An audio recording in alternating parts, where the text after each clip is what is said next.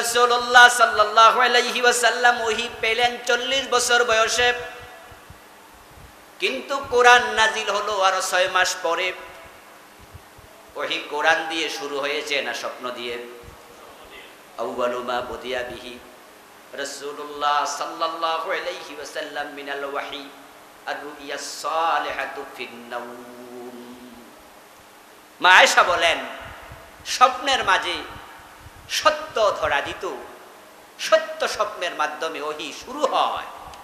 তাহলে ওহী কোরআন দিয়ে শুরু হলো না স্বপ্ন দিয়ে? হ্যাঁ, 40 বছর যখন বয়স হলো, স্বপ্নের মাধ্যমে ওহী আসা শুরু হলো।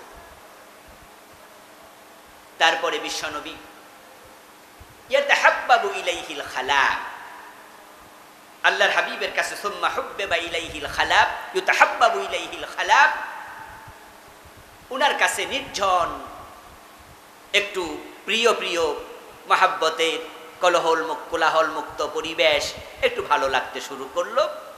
আল্লাহর হাবিব সাল্লাল্লাহু আলাইহি ওয়াসাল্লাম গারে হেরায় তিনি চলে গেলেন। যেখানে কোলাহল আছে, মানুষের পদচারণা আছে, সেখানে বসে গভীরভাবে ভাবা যায় না, ভাবনার মাঝে ডিস্টার্ব হয়। হুব্বিবা ইলাইহিল খালা, মা আয়েশা বলেন উনার কাছে নির্জনতা প্রিয় হয়ে উঠল। ফাজা গার হেরা, তিনি চলে গেলেন হেরা গুহায়। মক্কা থেকে 2.5-3 মাইল দূরে একটি পাহাড়, আপনারা যারা হজে গিয়েছেন তারা গারে হেরা দেখতেও যান। একবারে ব্যতিক্রমী একটি পাহাড়, মাথার দিকে তাকাইলে বুঝবেন যে এইরকম মাথা সাধারণত অন্য পাহাড়গুলোর নেই, অনেক উঁচু। আমি উঠেছিলাম, এতে সময় লেগেছিল 48 মিনিট। অনেক খাড়া পাহাড়, উঠা খুবই কষ্টকর, মাথায় উঠে আবার একটু নিচের দিকে নামা লাগে। তারপরে ওই গুহা, সেখানে বিশ্বনবী ধ্যানে মগ্ন হলেন। তিনি ধ্যানমগ্ন থাকলেন কতদিন তা নিয়ে ঐতিহাসিকদের মাঝে ভিন্ন ভিন্ন মতামত পাওয়া যায়। কে বলেছেন ওহী নাজিলের আগ থেকেই 3 বছর তিনি ধ্যান করেছেন, কেউ বলেছেন 6 মাস। তবে মা আয়েশা রাদিয়াল্লাহু তাআলা আনহার এই হাদিস থেকে যেটা বোঝা যায়, স্বপ্নের মাধ্যমে ওহী আসা শুরু হলো। সুম্মা হুব্বিবা ইলাইহিল খালা সুম্মা লিত-তারাখি ফালিল ফাউর। আরবি ব্যাকরণ যারা পড়েন, মাদ্রাসা যারা পড়ছেন, তারা হরফে আতফ পেয়েছেন 10টা, ওয়াও ফা সুম্মা হাত্তা ইম্মা আম বাল্লা লাকিন, এরকম 10টা হরফে আতফ আছে। তার মাঝে সুম্মা একটা, সুম্মা আসে একটা কাজ শুরু হওয়ার পরে কিছুক্ষণ যাবে, তারপরে আরেকটা কাজ শুরু হবে। এটাকে আরবিতে বলে তারাখি, সুম্মা লিত-তারাখি। ওয়াও লিল জামঈ ফালিল ফাউরি, ওয়াও আসে একসাথে কাজ হবে, ফা আসে ধারাবাহিকভাবে হবে, মাঝখানে বিরতি হবে না। সুম্মা আসে বিরতি সহ। তো মা আয়েশা বলছেন ওহী আসলো স্বপ্নের মাধ্যমে, সুম্মা হুব্বিবা, তাহলে বোঝা যাচ্ছে ওহী আসার পর থেকেই তিনি গারে হেরাতে গেলেন। ঐতিহাসিকদের বর্ণনার ভিন্নতা থাকতেই পারে। তো মা আয়েশার বক্তৃতা দিয়ে আমরা বুঝলাম তিনি গারে হেরাতে ওহী আসার পরে ধ্যান করা শুরু করলেন। তবে এই ধ্যান তিনি ওহী নাজিল হওয়া, সরাসরি কোরআন নাজিল হওয়া পরেও তিনি অনেক দিন এটা করেছেন। আল্লাহর হাবিব কেন ধ্যানে গেলেন? এর কারণ হলো তিনি সমাজ পরিবর্তন করতে চান। সমাজ যারা পরিবর্তন করতে চায় তাদেরকে কাজের চেয়েও চিন্তা করা লাগবে বেশি। আল্লাহর হাবিব ধ্যানে মগ্ন। হঠাৎ করে একদিন ওই ধ্যানমগ্ন অবস্থায় এক ব্যক্তি হেরা গুহাতে আগমন করলো, যার সাথে রাসূলের আগে কখনো পরিচয় হয় নাই। হাত্তা জাহুল হক, জাহুল মালাক, উনার কাছে হক উদ্ভাসিত হলো। উনার কাছে ফেরেশতা আসলো মানুষের সুরত ধরে। জিবরিল আমিন আসলেন। জিবরিল আমিন এসে বিশ্বনবী মুহাম্মদুর রাসূলুল্লাহ সাল্লাল্লাহু আলাইহি ওয়াসাল্লামের কাছে আগমন করে বললেন, ইকরা, পড়ো পড়ো। সত্যের পথ পেতে চাও? জাতিকে পরিবর্তন করতে চাও তাহলে তোমাকে পড়তে হবে। লেখাপড়া ছাড়া সত্য চিনা যায় না। ইসলাম মূর্খের ধর্ম নয়। এই জন্য ইসলামের প্রথম শব্দটাই হলো, ইসলামের প্রথম বাণী হলো, আল্লাহর প্রথম নির্দেশ হলো ইকরা। ইকরা শব্দের অর্থ কি? শোনো না পড়ো। আমরা পড়ি বেশি না শুনি বেশি? হ্যাঁ, আমরা উল্টে গেছি, তাই ইসলাম উল্টে গেছে। ইসলামকে আমরা নিজের জায়গায় রাখি নাই। আমরা মাহফিলগুলোতে দল বেঁধে চলে যাই। ভালো, যেতে হবে, শুনতে হবে, শোনার কথাও কোরআন হাদিসে আছে। আল্লাহ বলছে ফাস্তামি মা ইউহা, ফাস্তামি লিমা ইউহা, শোনো যে ওহী তোমার কাছে আসছে। ও মুসা শোনো, শুনতেও হবে, শোনার কথাও আছে। কিন্তু এক নাম্বার কি? শোনো না পড়ো। তাহলে পড়ার পরে শোনো। কারণ হলো তুমি যদি পড়ে শোনো তাহলে বক্তা যা বলছে সঠিক বলছে না ব্যাঠিক বলছে তুমি বুঝতে পারবা, কারণ তোমার পড়া আছে। এখন ওয়াজে যে আমরা শুধু শুনতে যাই, বাজে ওয়াজ করে, ওয়াজ শুনে বিভ্রান্ত হয়, বক্তার ওয়াজ শুনে ঈমান হারা হয়, এমন বক্তাও বাংলাদেশে আছে না? নেই?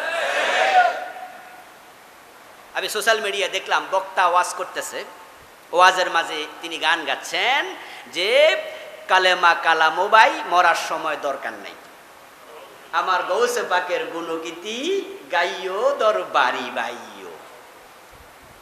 আপনারা কি শোনেন নাই নাকি? পাওয়ার কথা অনেকে পেয়েছে যে বক্তা ওয়াজ করতেছে মরণের সময় কালেমা দরকার নাই, আমার গৌসে পাকের গুণগীতি গাইও। গৌসে পাক বলতে ওনারা কাকে বোঝে? আব্দুল কাদের জিলানী রাহিমাহুল্লাহকে। যদিও ব্যক্তিকে গাউসুল আজম বলা জায়েজ নাই। গাউস মানে সাহায্যকারী, আজম মানে সবচেয়ে বড়। আর সবচেয়ে বড় সাহায্যকারী কে? আমরা কি সাহায্যকারী না সাহায্যের মুখাপেক্ষী? হ্যাঁ, আব্দুল কাদের জিলানী সাহায্যকারী না তিনিও সাহায্যের মুখাপেক্ষী? এই জন্য শব্দগুলো পরিহার করতে হবে। এগুলো বিদআতি শব্দ, শিরক মিশ্রিত শব্দ। গাউসুল আজম একমাত্র আল্লাহ। তো বক্তা বলতেছে কালেমা টালেমা করো না, আমি মরার সময় উনার গুণগীতি গাইও, আস্তাগফিরুল্লাহ। এবং আরেক বক্তা মাহফিল ওয়াজ করতেছে যে আমার যখন কবরই নিবা তখন ঢোল তবলা বাজাইব। বক্তা মাহফিল ওয়াজ করে শোনাচ্ছে এবং বলছে আমার সাথে সাথে বলুন আস্তাগফিরুল্লাহ। শ্রোতারাও বলতেছে, কি বলতেছে? গাউসে পাকের নামজাফিলে আল্লাহ পাওয়া যায়। শ্রোতারাও বলতেছে টানে টানে। আমরা জপব, স্মরণ করব কার নাম? ফাজকুরুনি আযকুরুকুম উযকুরুল্লাহ যিকরান কাসীরা। এখন আপনারা যদি ইলম থাকে আর যেই মজলিসে বক্তা বলছে গাউসে পাকের নামজাফিলে আল্লাহ পাওয়া যায়, আমার সাথে সাথে জফ কি জফ, ইয়া গাউস ইয়া গাউস ইয়া গাউস আগিসনি ওয়া আমদিদনি। আমি নিজে শুনেছি, এক পীর সাহেবের দরবারে ছাত্র জীবনে বসেছি, পীর সাহেব তালিম দিচ্ছে, মুরিদকে বলছে আল্লাহ আল্লাহ জিকির করছে, সুবহানাল্লাহ আস্তাগফিরুল্লাহ আল্লাহু আকবার বলতে বলতে এক পর্যায়ে বলছে ইয়া গাউস ইয়া গাউস ইয়া গাউস আগিসনি ওয়া আমদিদনি, ইয়া গাউস শাইআন লিল্লাহ, ইয়া আব্দুল কাদের শাইআন লিল্লাহ। বাংলা অর্থ কি? আল্লাহর কাছে চাইতে চাইতে এক পর্যায়ে বলছে ও আব্দুল কাদের আমারে কিছু দাও, ও আব্দুল কাদের শাইআন লিল্লাহ, আল্লাহর রাস্তায় আমারে কিছু দাও। ইয়া গাউস ও আব্দুল কাদের জিলানী গাউসুল আজম আগিসনি ওয়া আমদিদনি, আমাকে সাহায্য করো, আমাকে তুমি দয়া করো। বলুন তো গাউসে পাক আব্দুল কাদের জিলানী বলে যদি উনার কাছে চাওয়া হয় ঈমান থাকবে না যাবে? আপনার যদি ইলম থাকে তাহলে আপনি ওই বক্তার সাথে সাথে বলবেন না আস্তাগফিরুল্লাহ পড়বেন। হয়তো আপনি উঠে চলে যাবেন, না হয় আপনি চুপ করে বসে থাকবেন, মনে মনে বলবেন ইন্না লিল্লাহি আস্তাগফিরুল্লাহ, আল্লাহ আমারে বাঁচাও, আল্লাহ আমারে বাঁচাও। আপনার ইলম যদি না থাকতো, ইসলাম সম্পর্কে সহিহ সমাজ না থাকতো, ওই ব্যক্তিদের সাথে আপনি এগুলো বলতেন, মাহফিলে আসার সময় মুমিন ছিলেন, যাওয়ার সময় মুশরিক হলেন। এই জন্য দিন জানতে চাইলে এক নাম্বার মেসেজ ইকরা পড়তে হবে। তলাবুল ইলমি ফরিদা আলা কুল্লি মুসলিম, এটা আল্লাহর নির্দেশ, পড়ো। রাসূলুল্লাহর কাছে জিবরিল আমিন আসলেন, এসে বলছে ইকরা পড়ো। এই ওহীটা আসে রমজান মাসে। কোন মাসে? ইন্না আনজালনাহু ফি লাইলাতিল কদর, রাতের বেলা ছিল। রাসূলুল্লাহ সাল্লাল্লাহু আলাইহি ওয়াসাল্লাম গারে হেরাতে লাগাতার কয়েকদিন থাকতেন। ওহুয়া তাআব্বুদ ফায়াতাহান্নাসু ফি ওয়া হুয়া তাআব্বুদুল লায়ালি যাওয়াতিল আদাদ। মা আয়েশা বলেন বিশ্বনবী লাগাতার কয়েক রাত সেখানে থাকতেন গারে হেরাতে। তাইলে কয়েক রাত থাকলে বোঝা যেত একটার পর একটা দিন আসছে চলে যাচ্ছে, তিনি বাড়িতে ফিরে আসেন নাই। রাতের বেলা জিবরিল আমিন হাজির, কদরের রাত। ইবনু কাসির প্রণেতা বলেন সেটা ছিল রমজানের 23 তারিখ, কোন কোন মুআররিখ বলে রমজানের 21 তারিখ। রমজানের 25 তারিখ কদরের রাতে আল্লাহ পাক রব্বুল আলামিন জিবরিল আমিনকে পাঠালেন। জিবরিল আমিন যখন আসেন, রাসূলের বয়স ছিল সেদিন 40 বছর 6 মাস 12 দিন। 40 বছরের স্বপ্ন দিয়ে ওহি শুরু, 6 মাস চলে গেল স্বপ্নে। জিবরিল আসলেন যেদিন 6 মাস 12 দিন রাসূলের বয়স। 40 বছর 6 মাস 12 দিন রাসূল ওহি প্রাপ্ত হলেন, কোরআন প্রাপ্ত হলেন, সরাসরি কিতাব। জিবরিল আমিন আল্লাহর হাবিবকে বলেন ইকরা পড়ো। রাসূল বলেন মা আনা বিকারি, আমি তো পড়তে জানি না।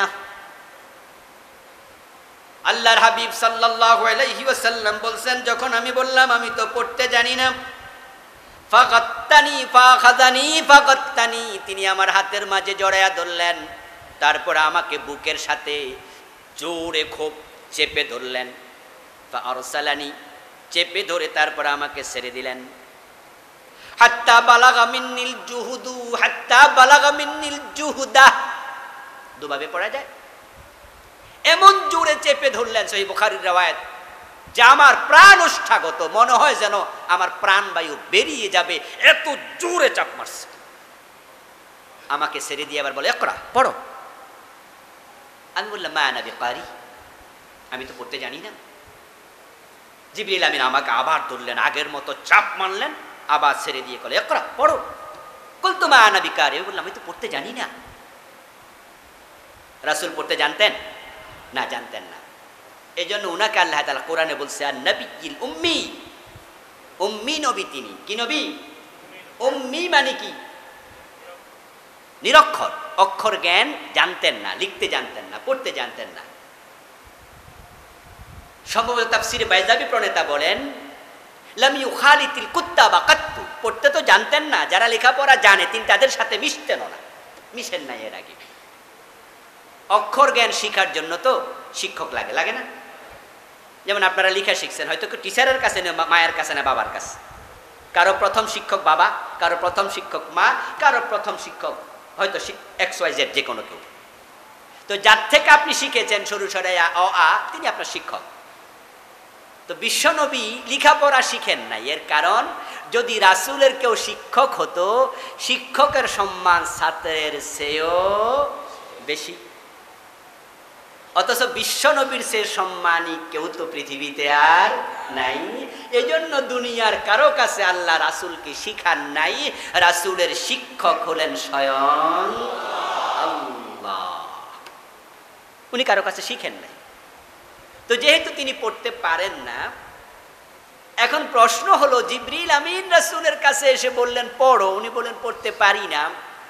তো ইকরা বিসমি রাব্বিকাল্লাযী খালাক, ইকরা পড়ো। আচ্ছা, পড়ো মানে কি মুখ থেকে শুনে শুনে পড়া নাকি দেখে দেখে পড়া? কোনটা মনে হয় আপনাদের কাছে? দেখে দেখে হলে পড়ো, আর শুনে শুনে হলে বলো। কথা বোঝেন? আমি যদি একটা কথা বলি আর আপনাকে আমি বলি যে আমারটা শুনে শুনে আপনি বলেন, তাহলে কি পড়া হবে না বলা হবে? তো জিবরিল আমিনকে বলতে বলছে যে আমি যা বলি আপনিও তা বলেন, ইকরা বিসমি রাব্বিকাল্লাযী খালাক। তাহলে রাসূল তো বলতেন না আমি বলতে পারি না, উনি তো বলতে পারেন। আমি যদি আপনাদের না জানা এমন চাইনিজ ভাষার কোনো শব্দ বলি ভেঙে ভেঙে, আপনি বলতে পারবেন না? চর্যাপদের কবিতা আছে, কা আ তরু বড় পঞ্চবিডালো চঞ্চল চিয়ে বৈঠাক বৈঠাকালো, যে চর্যাপদ থেকে পরবর্তীতে সংস্কৃতি পার হয়ে আস্তে আস্তে করে বাংলা ভাষা তৈরি হলো। তো এখানে আমি যদি বলি কা আ তরু বড় পঞ্চবিডালো, আপনারা বলতে পারবেন না? শব্দের সাথে পরিচিত হওয়া দরকার নাই, শুনে শুনে বলা যায়। তো রাসূলকে যদি জিবরিল বলতো ইকরা বিসমি রাব্বিকাল্লাযী খালাক, আমার সাথে শুনে শুনে বলেন, তিনি বলতে পারতেন। কিন্তু জিবরিল বলছে পড়ো। আল্লামা সুয়ুতী রাহিমাহুল্লাহ ইতকান ফি উলুমিল কুরআন, উনার এই কিতাবে লিখেছেন তিনি বিশ্বনবীর কাছে জিবরিল আমিন যখন আসেন কানা বিহারা আতা মালাকুন বিনিমতিন মিন দিবাজিন ফিহি মাকতুবুন ইকরা, রেশমি কাপড় নিয়ে এসেছেন, ওই রেশমি কাপড়ের মাঝে এটা লেখা ছিল। সুবহানাল্লাহ। তিনি একটা রেশমি কাপড় এনেছেন, এর মাঝে সূরা আলাকের প্রথম 5 আয়াত লেখা ছিল।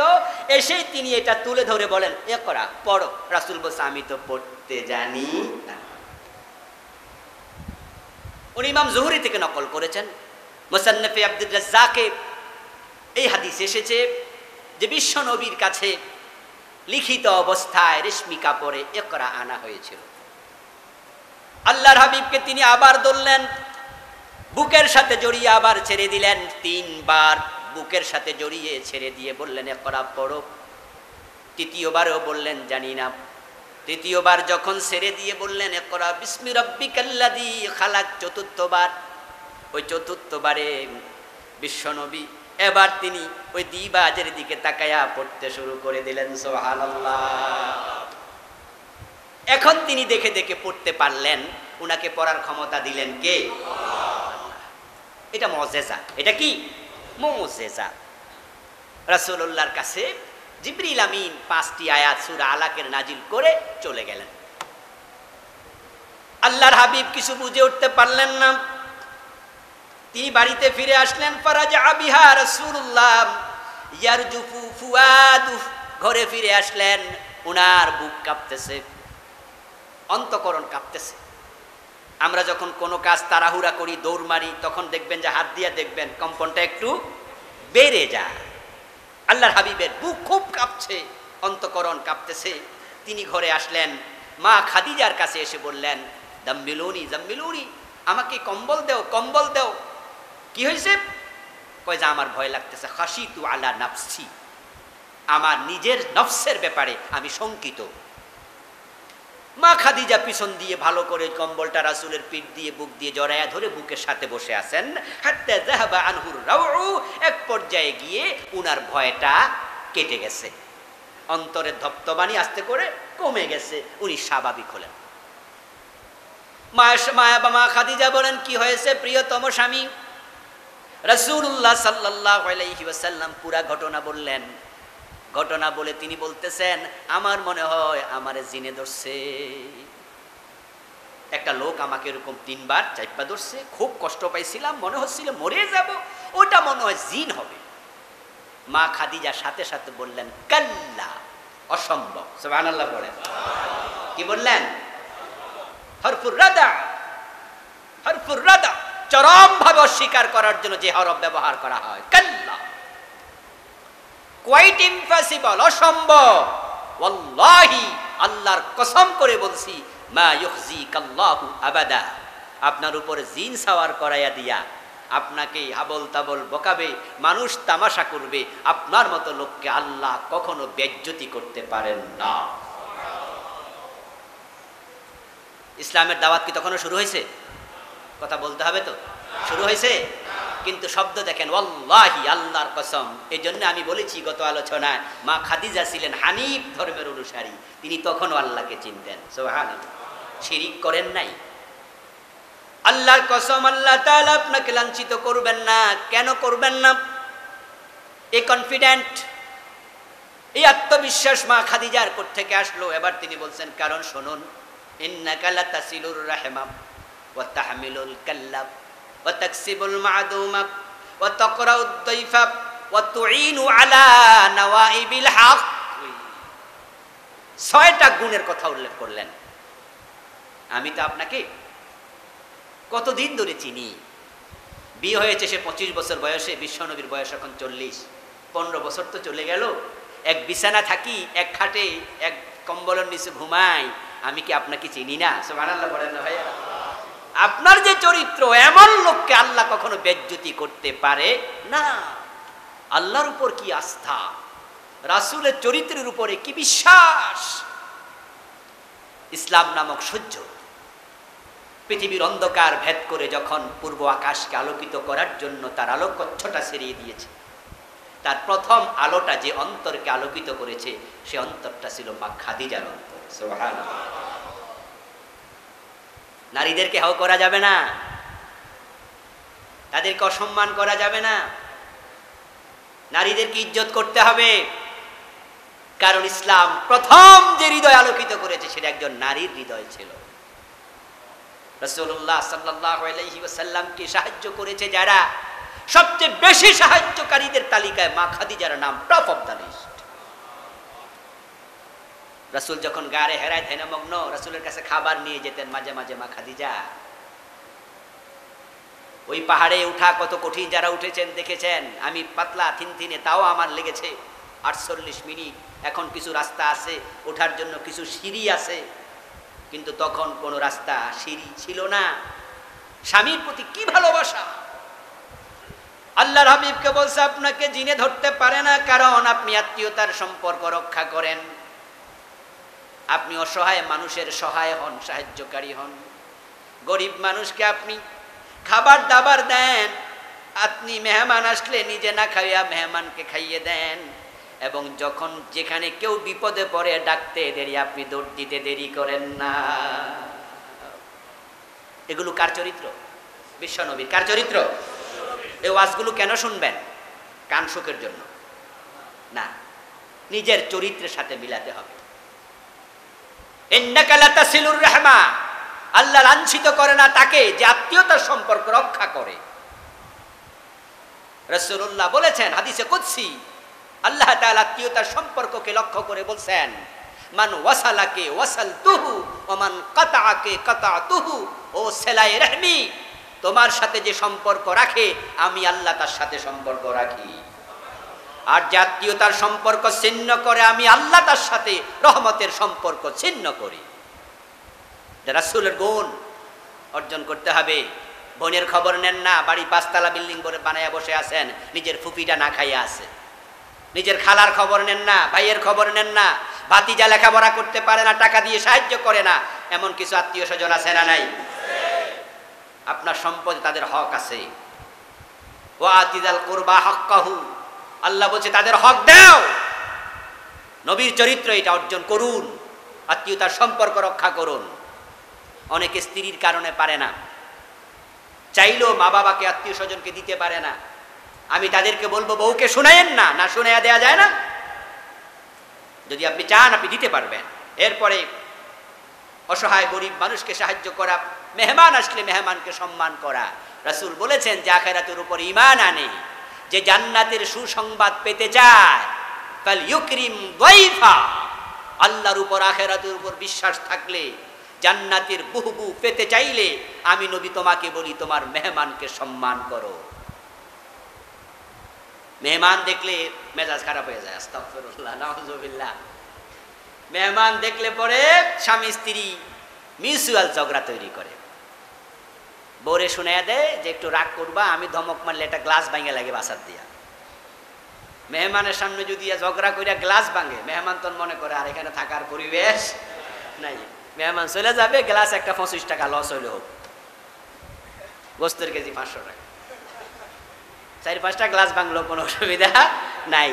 মেহমান দেখলে পরে খুশি হয় না, এটা ভালো চরিত্র নয়। ভালো করে মনে রাখবেন, মেহমান তার রিজিক খায়, আপনার রিজিক খায় না। আপনার রিজিক কেউ খেতে পারবে না। আপনি যখন কোথাও মেহমান হবেন, আপনারটা আপনি খাবেন, বরং মেহমানের উসিলা বাড়ি হলো ভালো খায়, ঠিক না? মেহমান আসলে আমরা একটু ভালো পাকশাক করি, মেহমানের উসিলা তো আমিও খাইলাম। আল্লাহর হাবিব এই কথা বলার পরে মা খাদিজা রাদিয়াল্লাহু তাআলা আনহা প্রবোধ দিলেন, সান্ত্বনা দিলেন। তিনি বললেন এটা জিন নয়। এবার রাসূল বলেন তাহলে এটা কি? আমি তো বুঝতে পারছি না। মা খাদিজা বলেন আমিও বুঝি না, তবে যদি একটু ব্যাখ্যা চাই, বুঝতে চাই, তাহলে চলেন ওয়ারাকা বিন নাওফালের কাছে যাই। আমার চাচাতো ভাই অনেক বড় আলেম, তাওরাত এবং ইনজিলের তৎকালীন যুগের সর্বশ্রেষ্ঠ আলেম। হযরত ওয়ারাকা বিন নাওফালের কাছে চলে গেলেন। রাসূলুল্লাহ সাল্লাল্লাহু আলাইহি ওয়াসাল্লাম, তিনি যে রাসূল তখনও তিনি এটা জানেন না। ওনাকে সান্ত্বনা দিচ্ছেন ওনার স্ত্রী, তিনি যে নবী তিনি এখনো জানেন না। ওয়ারাকা বিন নাওফালের কাছে গিয়ে পুরা হিস্ট্রি বললেন। ওয়ারাকা বিন নাওফাল শুনলেন। শুনেই ওয়ারাকা বিন নাওফল বলেন হাদান নামুস আল্লাযী নাযালাল্লাহু আলা মূসা, এটা তো জিবরাইল আমিন, আল্লাহ যাকে মূসা নবীর কাছে পাঠাইছে। সুসংবাদ গ্রহণ করো, সুসংবাদ গ্রহণ করো। এটা জিবরিল, জিবরিল যার কাছে এসেছে ওহী নিয়া মূসার কাছে, তোমার কাছে আসছে, তুমি তো শেষ নবী। সুবহানাল্লাহ। নবী মাউউদ, তাওরাত ইনজিলে তোমার কথা আল্লাহ তাআলা কত বলেছেন, তুমি তো সেই নবী। রাসূলুল্লাহকে নবুয়তের সংবাদ দিলেন, সাথে সাথে আবার বললেন ইয়া লাইতানি ফিহা জাযআ, ইয়া লাইতানি আকুনু হাইয়া ইয ইউখরিজুকা কওমুক, হায় আফসোস যদি আমি সেই দিন বেঁচে থাকতাম। ওয়ারাকা বিন নাওফল বলছেন তিনি অন্ধ হয়ে গেছেন, বয়সের বারে নুজ হয়ে গেছেন, তিনি নবুয়তের সুসংবাদ রাসূলকে দিয়া, নামুস মানে জিবরিল, এটা হিব্রু ভাষার শব্দ। তিনি বললেন তুমি নবী, শেষ নবী, নবী মাউউদ, আল্লাহ যে ওয়াদা করেছেন শেষ নবী পাঠাবেন, তুমি সেই ব্যক্তি। কিন্তু সাথে সাথে বললেন আমি আফসোস করছি, যেদিন তোমার আপনজনেরা তোমাকে বাড়ি থেকে বের করে দেবে, সেদিন যদি আমি থাকতাম লা আনসুরুকা নাসরান মুআজ্জারা, আমি আমার সর্বশক্তি দিয়ে তোমাকে সাহায্য করতাম। যেদিন তোমাকে বের করে দেবে, যদি সেদিন আমি থাকতাম, আমি তোমার সাহায্যকারী হতাম। সাধারণ সাহায্য না, নাসরান মুআজ্জা, একবারে কোমরে গামছা বেঁধে সাহায্য করতাম, সর্বশক্তি দিয়ে সাহায্য করতাম। আল্লাহর হাবিব এটা শুনে বললেন আওয়া মুখরিজিয়াহুম, বলেন আমার জাতির লোকেরা আমাকে বের করে দেবে, হাউ ক্যান ইট পসিবল? তারা আমাকে আলামিন বলে, আস-সাদিক বলে, সেই নবী মুহাম্মদকে বের করে দেবে, এটা কিভাবে সম্ভব? না, আমি তো বুঝতে পারছি না আপনি এসব কি বলছেন। ওয়ারাকা বিন নাওফল তখন বলেন নাম, হ্যাঁ সেটাই হবে। লাম ইয়াতি রাজুলুন কাত্তু বিমিসলি মা জিতা বিহি ইল্লা উদিয়া, তুমি একা নও, তুমি একা নও, তোমার আগে তোমার মতো নবুয়ত নিয়ে যত লোক এসেছে সবার সাথে সমান শত্রুতা করা হয়েছে। নবুয়তের মিশন, এই কাজ করা সহজ নয়। অতীতে যত নবী এসেছে একই আচরণ করেছে, তাদের পরিবারের লোকেরা বের করে দিয়েছে, বাড়ি থেকে হিজরত করতে বাধ্য করেছে, হিজরত না করলে হত্যা করেছে, করাত দিয়ে দুই টুকরো করে ছেড়ে দিয়েছে। ইল্লা উদিয়া, নবীদের সাথে আচরণ করা হয়েছে। নবীদের সাথে আচরণ করার পরে এই আচরণটা যদি শেষ হয়ে যেত আমরা বেঁচে যেতাম। কিন্তু সহিহ বুখারীর হাদিস কালান নবী সাল্লাল্লাহু আলাইহি ওয়াসাল্লাম আশাদ্দুন নাসি বালাআন আল আমবিয়া সুম্মা আল আমসালু ফাল আমসাল, এটা শেষ হয় নাই। নবীরা সবচেয়ে বড় পরীক্ষার মুখোমুখি হয়েছে, পরবর্তীতে চলতে থাকবে একই আচরণ। নবীদেরকে যারা অনুসরণ করবে প্রকৃত অর্থে এই জাতীয় পরীক্ষায় তাদেরকেও পড়তে হবে। এই পরীক্ষা চলতে থাকবে, বিশ্বনবী বলেছেন। রাসূলের কথা কি মিথ্যা হতে পারে? এখন আপনি বলতে পারেন হুজুর কই আমাদের তো কোনো পরীক্ষা টরীক্ষা হয় না। যখন জ্বর ওঠে গা গরম হয় না, এটার নাম জ্বর না। সর্দি হবে হাসি আসবে না, এটার নাম সর্দি না। সর্দি হলে হাসি আসবে, এটাই নিয়ম। গা গরম হবে, এটাই জ্বর, এটাই নিয়ম। কিন্তু আপনার পরীক্ষা নাই, তাহলে বুঝতে হবে রাসূলের পথে আপনি প্রকৃত অর্থে নাই। রাসূলের পথে থাকবেন, তাহলে বাড়িতে ঘুমানো যায় না, মামলা হয়, জেলখানায় যাওয়া লাগে, রিমান্ডে নিয়ে পিটাবে, জালেমরা বুক ফুলাইয়া চলবে, কোরআনওয়ালারা জেলখানায় রাত কাটানো লাগবে। এটা নিয়ম ইসলামের, এটা ইসলামের ইতিহাস। ওয়ারাকা বিন নাওফল বলে ও মুহাম্মদ ইবনে আব্দুল্লাহ, নতুন কিছু না, তুমি আশ্চর্য হচ্ছ।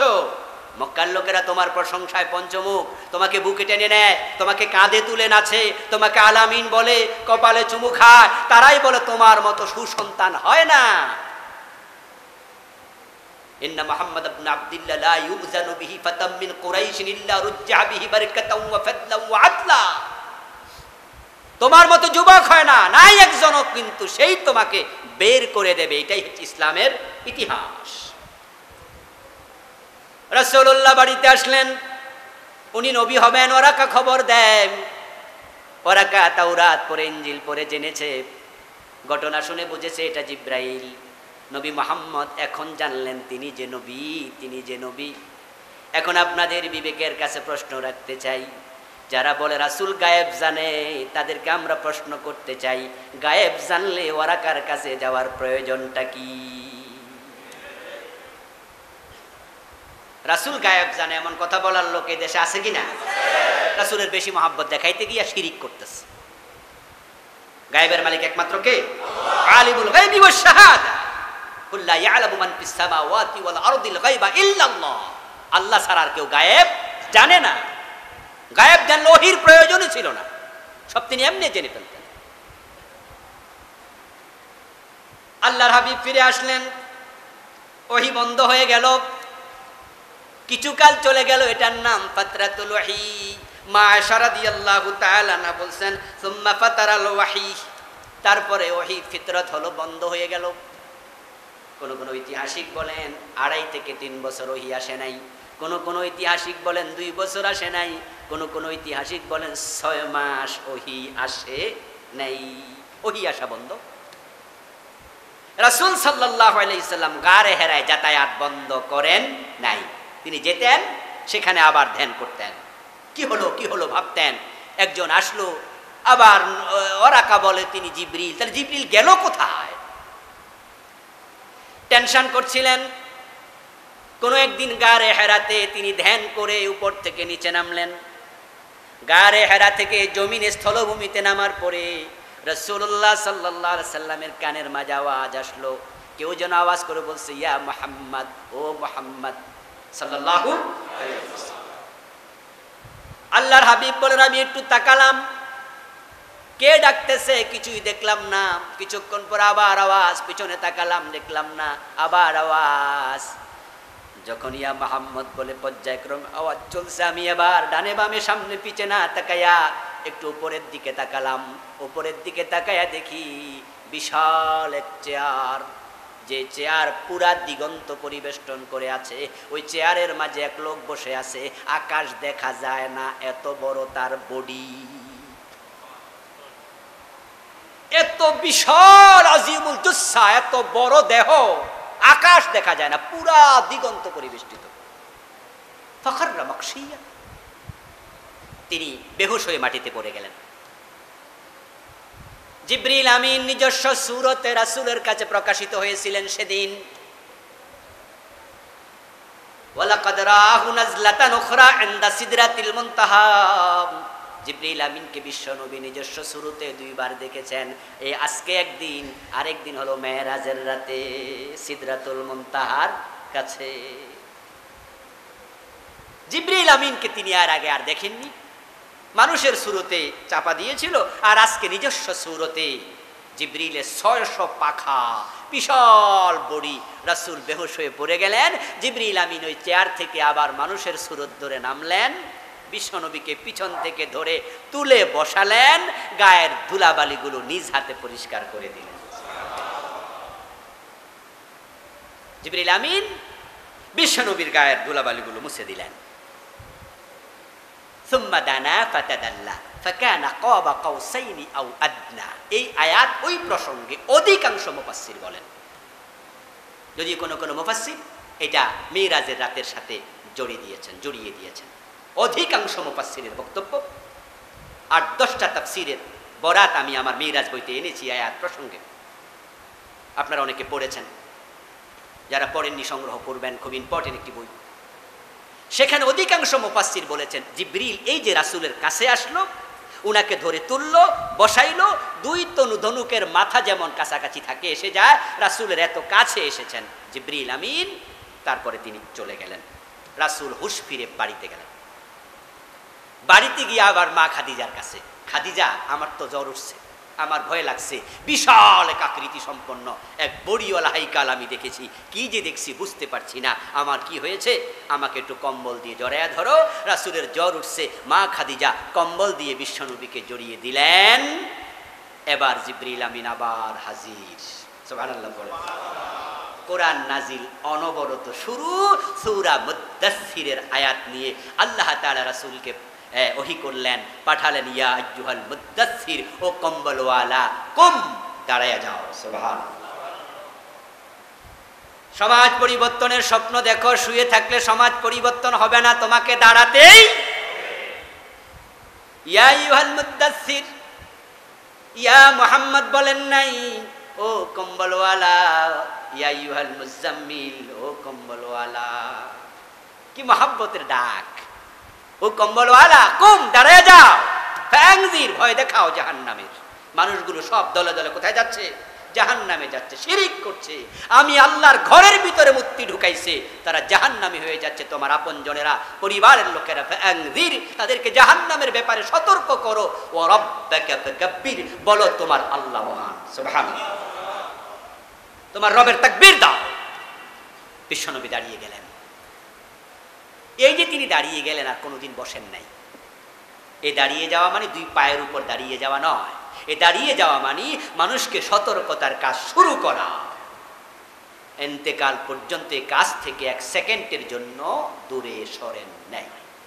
ইভেন যখন তিনি ইন্তেকাল করছিলেন, তখনও তিনি সর্বশেষ কথা ছিল আসসালাত, আসসালাত ওয়া মা মালাকাত আইমানুকুম, নামাজ, নামাজ, নামাজ, নামাজ। সাবধান অধীনস্থদের ব্যাপারে। তিনি যখন ঘুমাতেন, তখনও তার অন্তর জাগ্রত থাকত। আইনি তানামান ওয়া কলবি ইয়াকসান। তিনি আর এই কাজ থেকে এক সেকেন্ড দূরে সরেননি, ঘুমেও না। এই জন্য বিশ্বনবী ঘুমালে ওযু ভাঙত না। এটা ওনার জন্য স্পেশালিটি, আলাদা বৈশিষ্ট্য। কারণ তার ঘুমন্ত অবস্থায়ও তার অন্তর দ্বীনি চেতনায় উজ্জীবিত থাকতো। সুবহানাল্লাহ। আর আমরা সেই চেতনা থেকে দূরে সরে গেছি। আমরা টাকা পয়সা নিয়ে, পরিবার নিয়ে ব্যস্ত হয়ে গেছি, চাকরি বাকরি, দিন নিয়ে আমাদের কোনো কি নাই, ব্যস্ততা নেই। তাবলীগের ভাইয়েরা আলহামদুলিল্লাহ কিভাবে মানুষের বাড়ি বাড়ি যাচ্ছে। পীর সাহেব হুজুররা পালকিতে চড়ে, নৌকায় চড়ে, ঘোড়ায় চড়ে দেশ ইসলাম প্রচার করেছে। তার মুরিদার আজকে ঘুমাচ্ছে। সব দায়িত্ব হুজুরদের কাছে ছেড়ে দিলাম। হুজুররা জুমার দিন ওয়াজ করবে, শুনে বাড়ি যে আমরা বসে থাকবো। এটা হবে না। নবীর উম্মত হতে চাইলে নবীর চরিত্রের সাথে নিজের চরিত্রটাও মিলাতে হবে। এই ওয়াজগুলো শুনছেন, মোবাইলে রেকর্ড করে নেবেন, ঘরে নিয়ে শোনাবেন। আজকে রাতে খাইতে বসবেন, ডাইনিং টেবিলে বসে নিজের স্ত্রী, সন্তান সবাইকে বলবেন, আজকে আমরা কোনো গল্প করব না। আজকে জুমা মসজিদ থেকে 1 ঘন্টা রেকর্ড করে আনছি, সবাই শোনো। নিজের ছেলে বিদেশে থাকে, জরুরি কত কথা তাকে বলেন, আপনি আলোচনা সেন্ড করে দেন যে বাবা আলোচনা শোন, ওয়াজ শোন, নসিহত শোন। ইন্না যিকরা তানফাউল মুমিনিন, নিশ্চয় ইন্না যিকরা তানফাউল মুমিনিন, আল্লাহ কোরআনে বলে এই উপদেশগুলো যাদের ঈমান আছে তাদের উপকারে আসবে, ঈমান আরো বেড়ে যাবে। তো রাসূল সাল্লাল্লাহু আলাইহি ওয়াসাল্লাম ওহী প্রাপ্ত হলেন। এখন তিনি দাওয়াতি কাজ শুরু করলেন, দাঁড়িয়ে গেলেন। এই দাওয়াত যখন দিলেন, পরবর্তী স্টেজে বাধা শুরু হলো। কিভাবে তিনি এই বাধা উপেক্ষা করে দাওয়াতি কাজ সম্প্রসার করে জাহিলি যুগকে আলোক উদ্ভাসিত করলেন, ইনশাআল্লাহ ধারাবাহিকভাবে আমরা পরবর্তী জুমাতেও শুনতে থাকবো।